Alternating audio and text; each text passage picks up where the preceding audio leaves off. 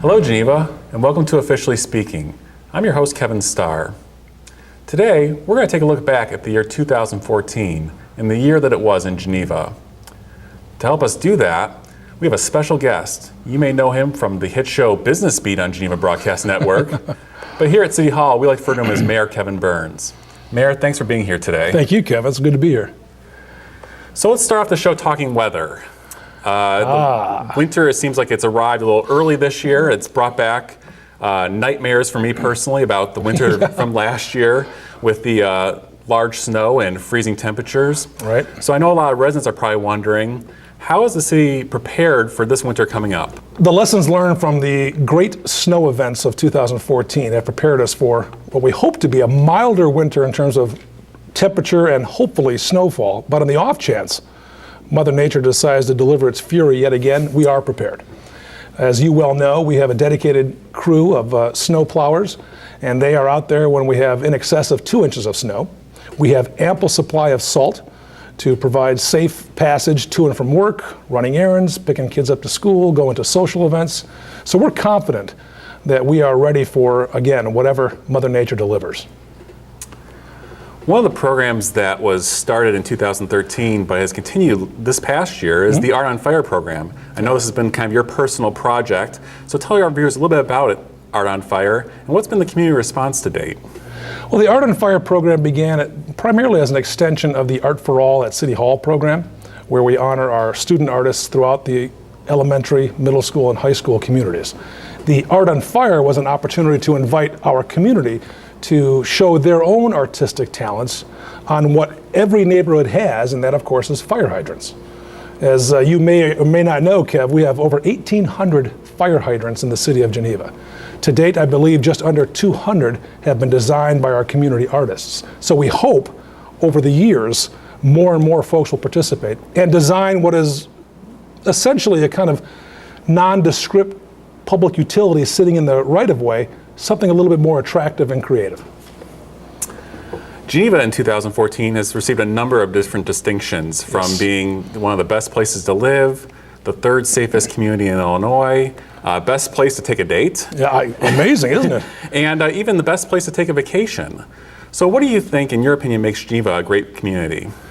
It's a number of things. Certainly with respect to the safe place to live, we owe the credit to our public safety teams. Certainly with respect to a place to take a date or raise a family, we owe it to all the professional staff, certainly the city council, and it goes without saying, to the community as a whole. The men and women who reside in Geneva take great care of the community they call home. Without that engagement, I believe the city of Geneva would be just another ordinary community, but we're far more than that. One of the projects that's gotten underway this fall has been the construction of the third tier of the commuter parking deck. Yes. A lot of residents are wondering, how's the work progressing, and when might the deck be open for parking again? Now, I don't want to jinx anything, but I think everything's progressing relatively smoothly. We're on time, we're on budget, and God willing, the creek don't rise, we'll have parkers in that facility come early February. And then, of course, a few minor touches here and there, and hopefully we'll be able to celebrate the grand opening when it's all said and done, probably by March or April. As you know, Kevin, and as our viewers know, that deck itself has been a multi-year project.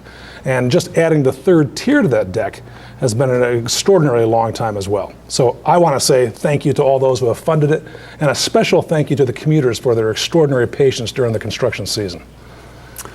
A lot of our holiday shoppers that have come down to Geneva recently may have noticed our new 3rd Street pedestrian mall. Yeah, I hope so. And our community fireplace. Right. How did that project come to fruition? Well, what's most attractive about that is it was actually paid for. The community fireplace was paid for through a grant from the state of Illinois. The actual pedestrian mall in between the History Museum and Crystal Light and Mike Simon's building was, for years, just as kind of this little nondescript passageway from parking to 3rd Street. We as a community decided that we need to beautify that area and make it more of a destination and I would argue a portal from a parking area to the exciting and unique and dynamic downtown. So if our viewers have not yet experienced that, they should. I'm confident that with the winter months around us and closing in, that they're going to enjoy the fireplace immensely. With the holidays already upon us, Yes. can you tell our viewers why it's important for them to shop locally? I think it's self-evident. When I invest my money locally, that money is returned to the community. And it's proven over the years that the more you invest locally, the better the community is. Geneva is rich in its business heritage and its business prowess. Over 1,000 businesses call Geneva home. We have the eclectic downtown. We have the dynamic and unique Randall Road corridor. So we have national and regional players and independent shop owners. Anytime I invest my money in any one of those businesses, that money returns to Geneva to help us provide the services that make this town unique. Whether it be the public safety, whether it be public works, whether it be the community development, historic preservation, you name it. So if ever there was a case to be made about spend local and benefit local, local shopping, local dining, and local entertaining does exactly that. Turning our attention to next year, one of the big projects that's going to be starting in the spring is the resurfacing of West State Street, Yes. along with Route 31. I'm sure the city and a lot of our commuters are thinking this is a long time coming. What is your expectations for this project and going forward? Well, it has been a long time coming. As most of the viewers know, Route 38 and Route 31 are state roads. As such, the City of Geneva can, in part, provide temporary relief in terms of pothole repair, what have you, but overall resurfacing, we need support from, funding from, and permission from the state of Illinois. From Route 31 in Geneva, or 1st Street, all the way to the end of Geneva, heading west, will be repaved, and I suspect that it'll be very much welcome by not only those who call Geneva home, but by the 30,000 vehicles a day that traverse that route. So I, like everyone else, am looking forward to a little smoother ride in the coming months. And for Route 31, there's been talk of the, quote, road diet. There has. And there's going to be a lot of discussion and meetings that will be taking place about Right. that issue in the near future. Can you tell our viewers a little bit about that process?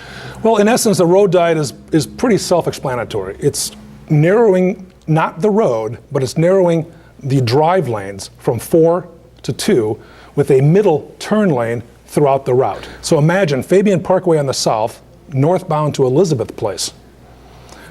The 4 lanes that currently exist will be narrowed to 2 lanes, one heading north, one heading south, and then the middle turn lane. Those who are strong proponents of the road diet plan believe that it'll add additional safety. And in addition, we hope to actually add bike lanes, possibly on both sides as well, to provide a little bit more congruous and safe bicycle passage as well.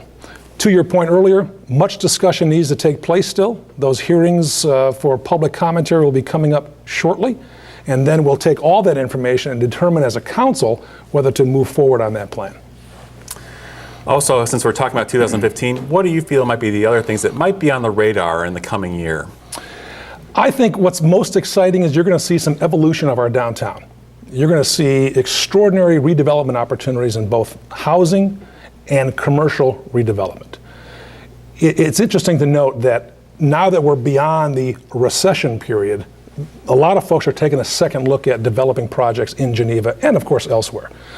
Several of the projects in Geneva include multi-level downtown residences that I think will provide extraordinary dynamism for our downtown shopping district. We've already been approved, or excuse me, the council already did approve a redevelopment at the corner of 7th and James. By bringing additional people living downtown, we believe that supports our downtown community as well. So on the horizon, a lot of big projects coming down the pike.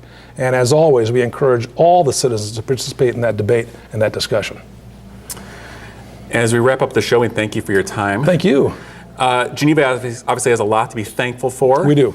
And we want to know from the mayor's perspective, what are you thankful for this time of year? Well, first and foremost, the health and well-being of my daughters and my girlfriend Amy, for their support of my efforts to serve and hopefully lead the community.